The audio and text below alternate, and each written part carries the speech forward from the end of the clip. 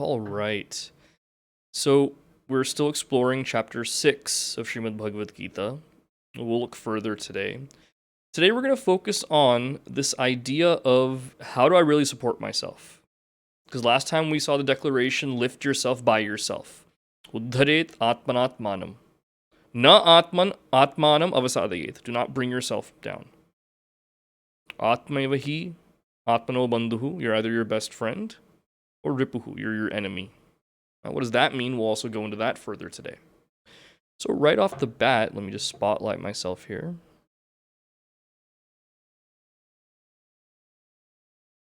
Right off the bat, let's go to the shloka for today then. I'll just chant it here.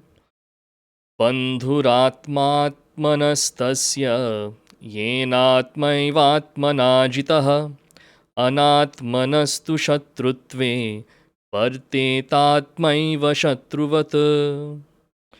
So usually when we think of how can I be my own friend, how can I not be my own friend at times, the first thought that would usually come to my mind is it's based on how I make myself feel. If I'm constantly looking at myself with contempt or thinking myself to be less than others, then that will be a terrible relationship I have with myself. At the same time, if I have an overinflated view of myself, where everyone around me tells me I'm a jerk and I'm not kind, I think I'm the nicest person on earth. People may find me combative and just not a pleasure to be around, but then I think I am the best person to be around. It's a delusion that's there. That's a product of having yes men around us all the time.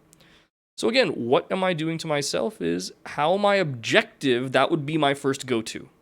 That's how I can be my friend, is when I'm objective about myself as much as possible. Here, however, Bhagavan Krishna presents us has to do with conquering. In what way then? We're clearly that mind which is available to be conquered, that is my friend. That's what helps me rise.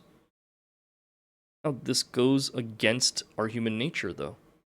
We want to be independent thinkers. We want to be able to decide for ourselves what's right and wrong. This whole idea of available to be conquered, that doesn't seem right at all. But then Pujya Gurudev expands on this. He uses, this is his phrase from his commentary, corrective proselytization. Usually when we see the word proselytization, we think of conversions and forced beliefs that have to be held. This is the way we look at it, but it's a benign word if understood correctly. So in his commentary, what he's saying is, very, very clearly, without any kind of ambiguity, if my mindset has to be changed, I have to be available to have it be changed. It just does not happen naturally. Now, first of all, what does it mean in having my mindset changed? Whether it's our political views, whether it's what kind of people we seek in our lives, whether it's even our religious framework and how our outlook is, we are pretty much cooked by the time we get to college. Not to say there's no more growth after that, but to prioritize this and say that I want to live a religious lifestyle, or that I believe this is the best way for a government to function, or these are the kind of people I want around in my life at all times, that is pretty much set around the time that we turn 20 or 22. Whether we know it or not. I'm not saying this. Smarter people than me that have degrees, they say this. Now, given that that's the case, what are those corrective measures that have to be taken at this pivotal time then? Pujya Gurudev in his commentary would say, is there an understanding of myself? And is there truly a respect for those people that have the right ideas? And that's especially true in 2025. In this day and age, I can fool myself into believing anything. And for whatever crazy thing I believe, I will find ample evidence for it on the internet and from other influencers and talking heads and everything. I can really fall for anything if I really put my mind to it. And honestly, that's scary as hell. But that's where we find ourselves. That's no different for religion also. Where anytime we can take an idea, capitalize on it for our own benefit, you will see a plethora of views on anything. So even in the religious sense of what it means to be a Hindu, you have many different opinions. Some come from this valid standpoint of let's be intellectuals about this and explore this. Some come from more exploitive ways where, in order for people to benefit us, let's make them into sheep and believe a certain thing so that that's good for us. And we've seen that throughout history. When Gurudev says corrective proselytization, it really comes down to what his mission's motto unofficially was to him, which is, I want to convert Hindus to Hinduism, is what he'd say. And in the early days, people would say, what the heck does that even mean? He'd say, we're Hindus, but in name only. What does it actually mean to have that Hindu ethos? What do we believe? What are we to do with our beliefs in the first place? And that can be different for every single one of us. Now, how this connects to the shloka is, what am I willing to let come to my mind and open my mind to it and say that this specific view right here, this is my belief system? Because any part of our Hindu knowledge, once we get deeper into it, logic serves us to an extent, observations about the world serve us to an extent. At the end of the day, however, this deepest knowledge is beyond perception. My senses cannot grasp what it is. It's beyond intellectualization as well. There has to be one point where I come to where I say, I'm going to let this knowledge conquer my mind. Let me be open to it. Now, that's the most vulnerable place to be.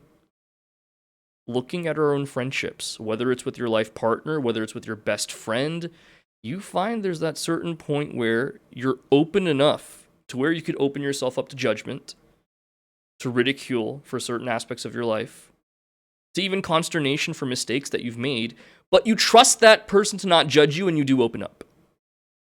Now, when it's that hard to do in a relationship or a friendship, imagine how hard it is to do to open that mind, having it conquered, when it comes to what my philosophical outlook is. What do I believe? Really important to see. So the question then, how am I my own friend? Because if I say I always want to be happy, physically, mentally, emotionally, intellectually, and I'll do anything to make myself happy at all these levels at all times, I'm not called my own friend, I'm called my own enabler is what I am. Where I refuse to put myself in any kind of discomfort, I just want to be happy in all these ways all the time. That's not really being my friend. On the other end, if I have this attitude of I'm my own biggest critic, that doesn't really work either all the time. I have to give myself that encouragement, and sometimes that means being compassionate with myself. Objective as much as I can, but still that compassion has to be there. So before we get to how am I my own friend, let's look at the ways that I'm not my own friend then. We're much better at looking at that. So first of all, being overly critical of myself. Where, especially in a spiritual path, at the chick level, many chicks will complain saying, Huddy, I don't see myself growing, man. I've come to 2 whole chick camps. I've come to 6 months of chick satsangs. I even sat through your boring sadhana challenge, everything, yet I feel no change. What the heck's going on? And I can't laugh like you guys are. I have to keep a straight face and I have to be like, oh man, yeah, you're right. 2 things on this. Who said spiritual change would be overnight? It will take time.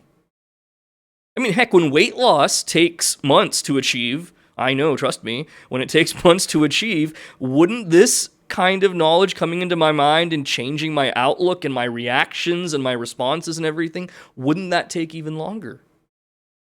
Where's the objectivity in that? So that's the first part. Change takes time. Second part clearly is, what are those changes that I'm trying to look for?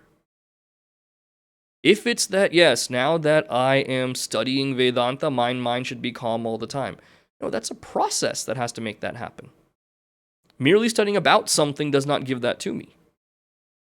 I can study about so many different kinds of personalities.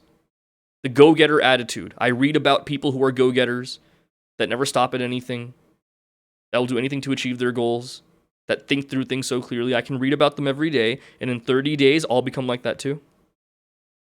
What am I actually doing to make that happen? That's one marker of growth. Second thing about growth is when you see someone after 6 months, for instance, you see them change.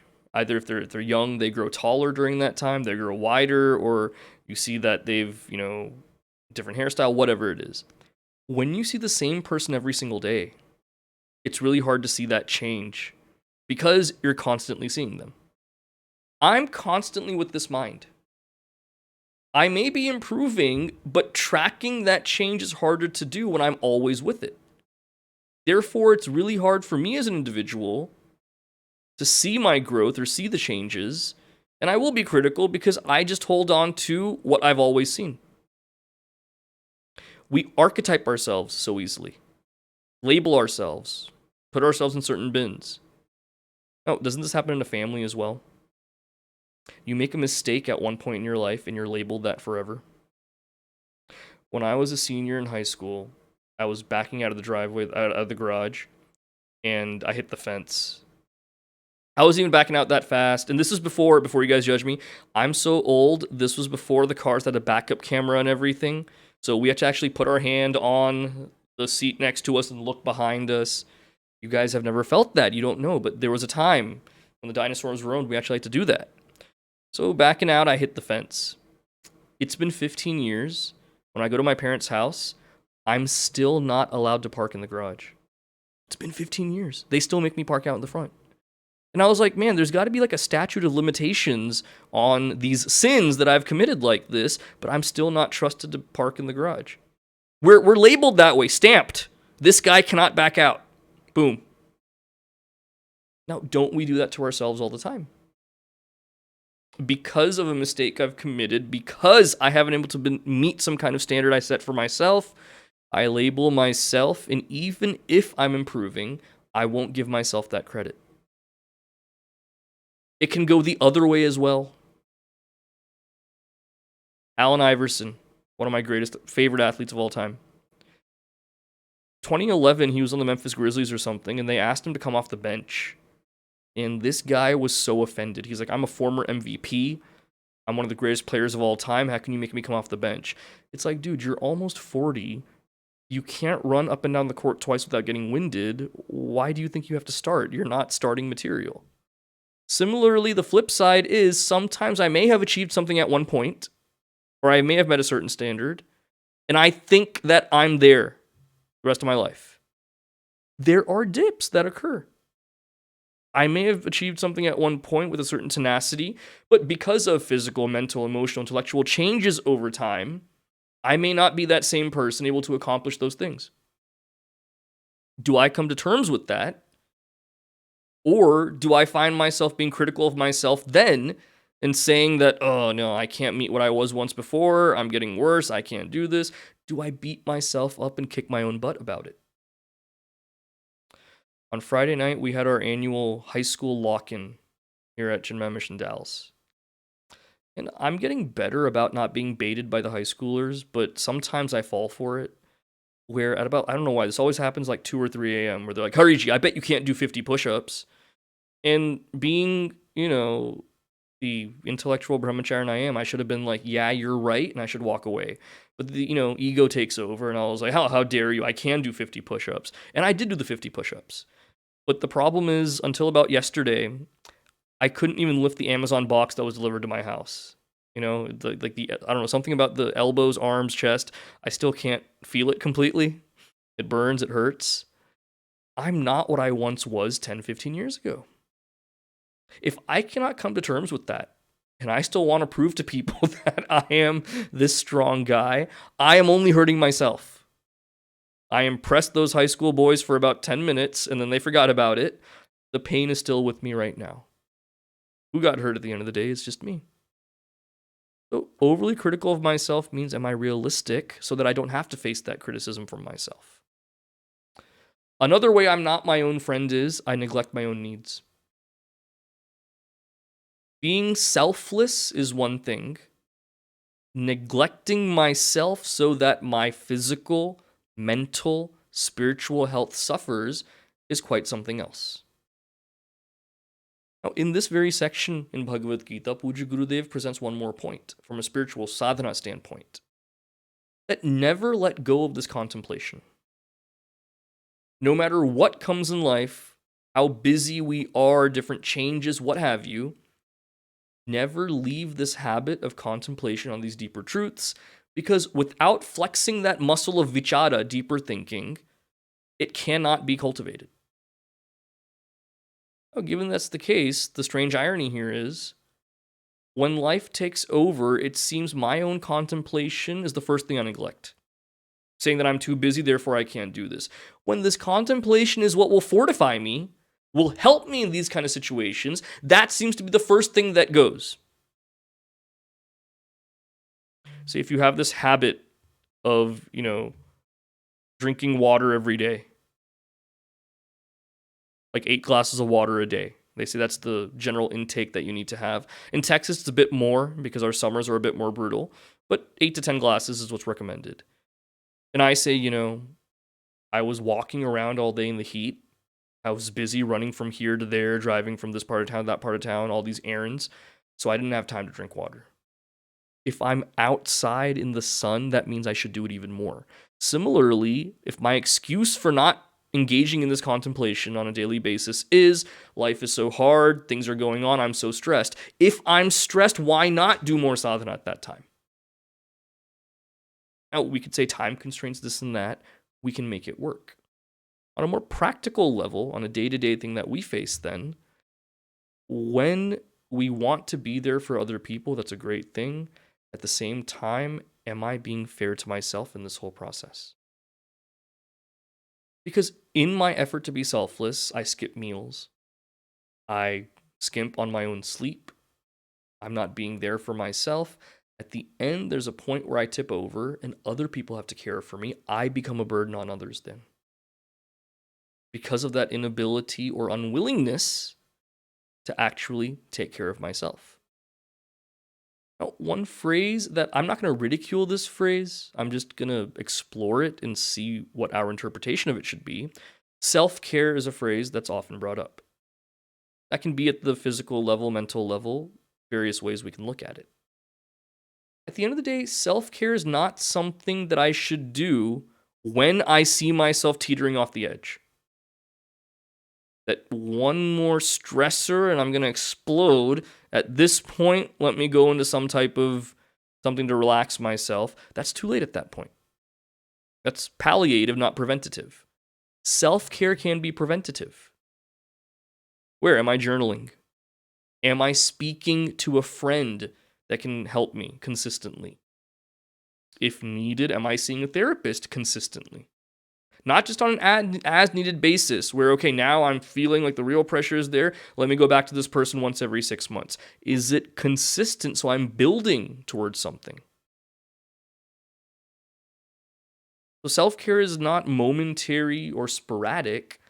If it becomes more of a regular thing, I find that I'm more even-keeled. That's how I can be a friend to myself. Comparing instead of appreciating as well. Where especially when we're in a college environment or just starting our first job, this is one of the first times in life we find that there's a separation between people.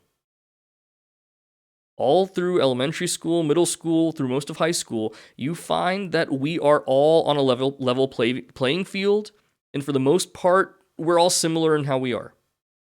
Heck, in elementary school now, everyone has to be invited to everyone's birthday party in the class. You can't just give selected invites in some schools. Meaning even socially, it's not that I stand out by having more friends because I'm nicer and I get along better. It simply is that everyone's on that same playing field. See how quickly that evaporates in college and shortly after?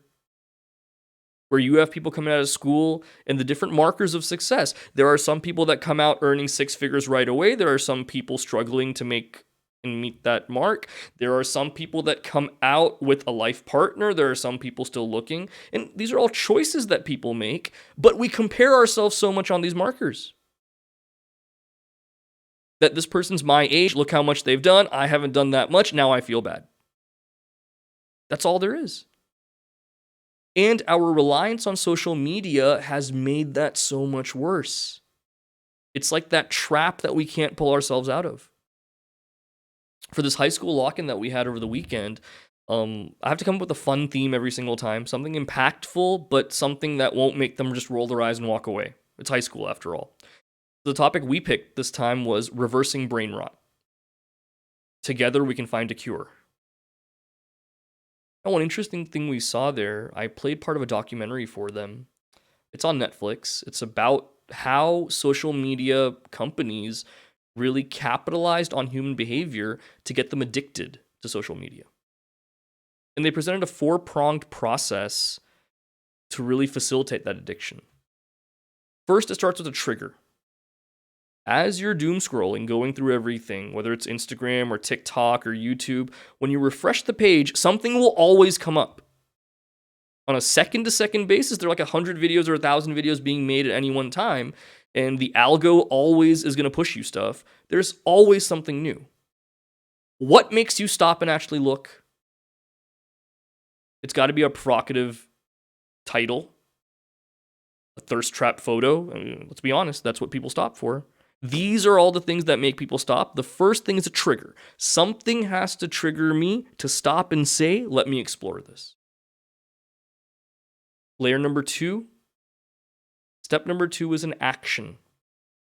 Either you have to share something, either you have to donate to this thing, or like this button, or comment. Some kind of action that makes me more connected to whatever that content is. That's the second layer. Now I have some buy-in. Third stage, so we've seen trigger, action. Third stage is reward. What am I getting from that? Is it that by commenting on this, now you all know how intelligent I am when I said that Haas avocados are the best avocados? Now you know what I feel about this. Come at me. Right? There is some kind of reward that comes from it. Attention is capital. That's also a reward. Or in some ways, the fact that I was able to trigger someone else with what I said and now they're starting a fight because of what I said. That's Reddit in a nutshell. That's also there. So trigger, action, reward. Final stage then is investment. That's when I'm hooked completely.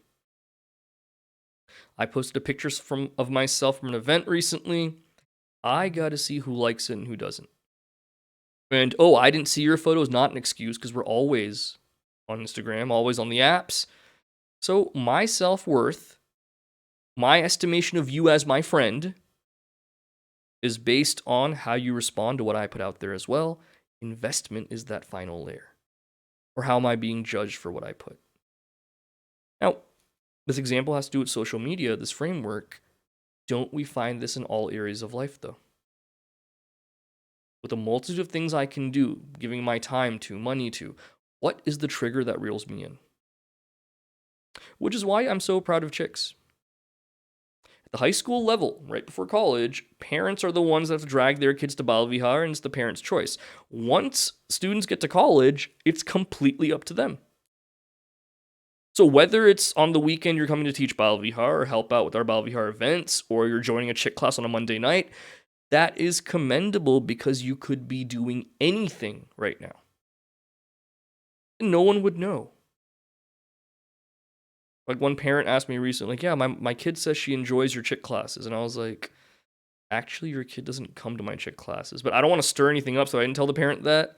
So no one's going to know. It's not like I put all you on YouTube with like, all these people joined today. These people didn't. I'm not going to do that. But it's like, all right, if I'm your crutch like this or your beard or whatever for whatever else you're doing, so be it. That's life.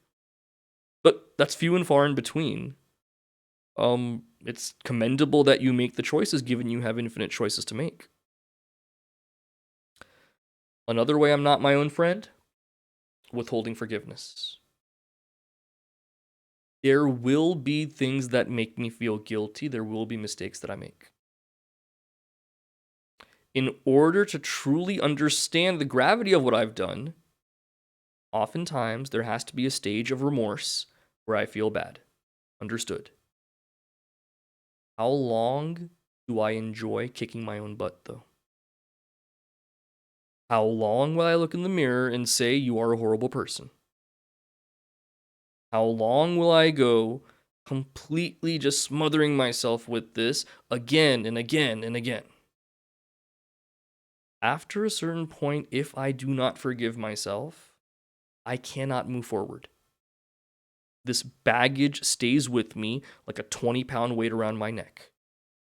I can't look up and enjoy anything else at that point. So that's from the standpoint of withholding forgiveness from myself.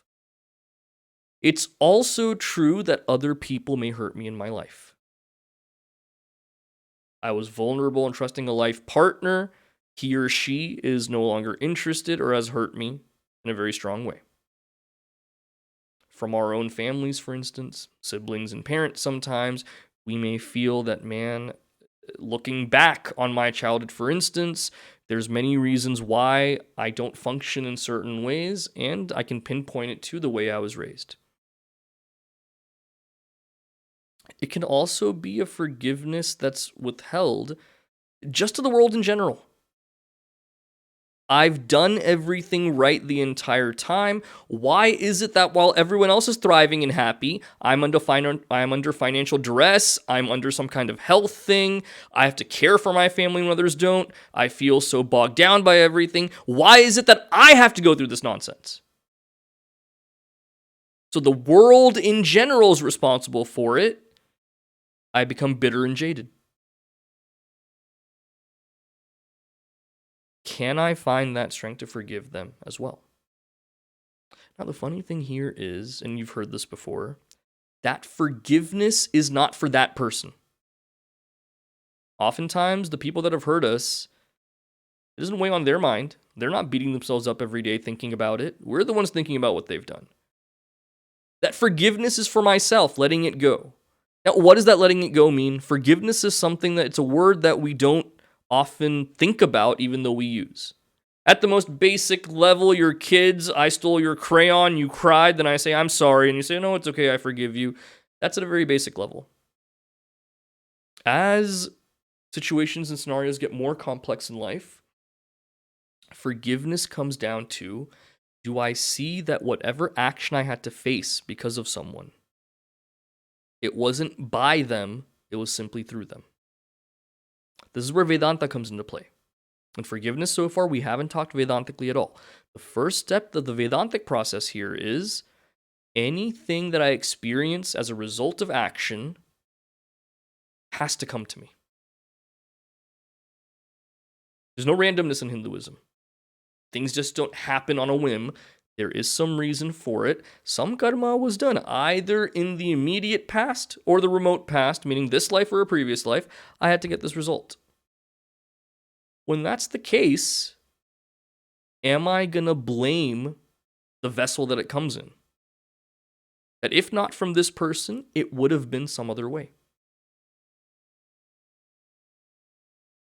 Now you could say, Hari Bhai, this sounds like nonsense.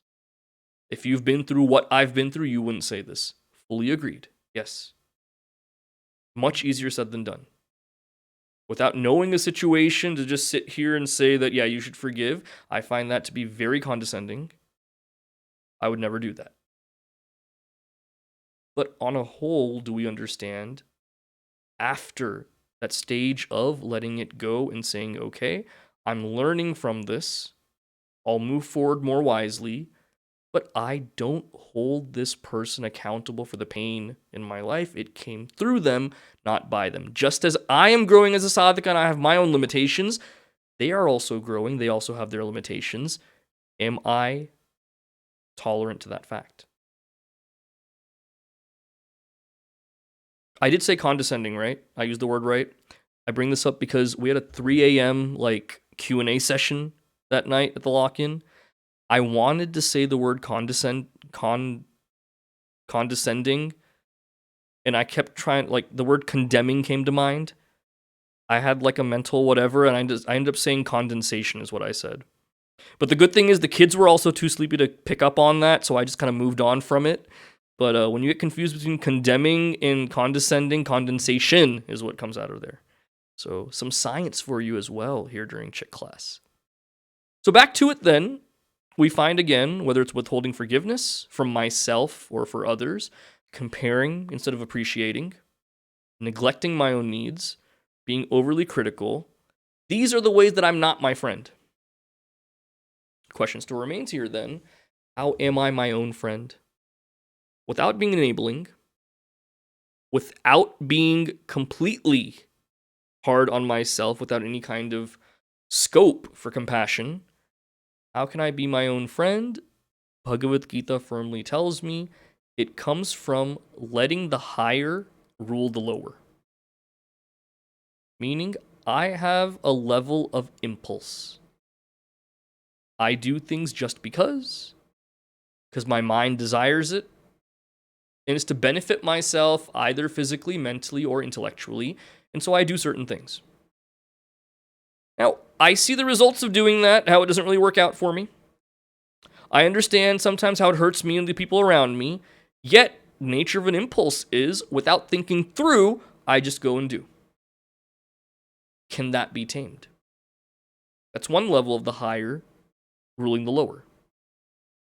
Another way is, what are those desires I see as to be fulfilled versus let me hold off on that, let me not do it for some higher purpose.